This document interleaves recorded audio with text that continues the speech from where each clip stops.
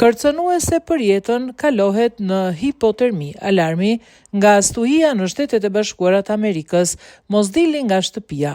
Rreth 200 milion amerikan janë paralajmëruar të përgatiten duke nisur nga e premtja për një stuhi dimërore jashtëzakonisht të ashpër me rreshje të dendura bore dhe ngrica që përfshin pjesën më të madhe të vendit.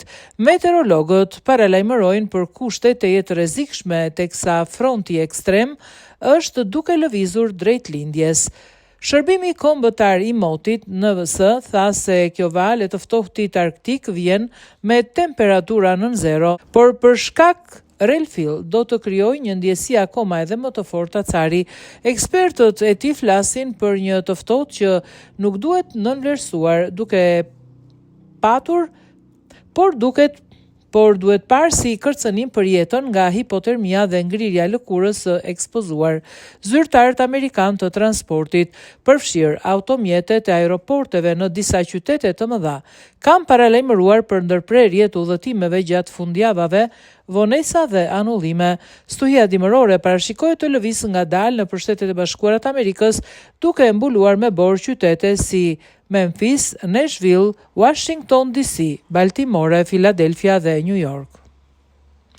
Disa shtete amerikane tashmë kanë shpallur gjendjen e emergjencës, teksa përllogaritet që stuhiat përhapet në një distancë prej rreth 3000 kilometrash nga New Mexico në verilindje deri në Maine në verilindje gjatë fundjavës.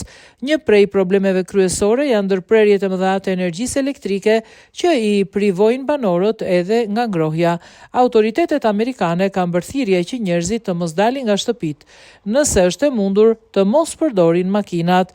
Në disa pjesë të Minnesotës dhe Dakotës së Veriut, temperaturat mund të bien deri në -45 gradë Celsius, sipas shërbimit meteorologjik amerikan.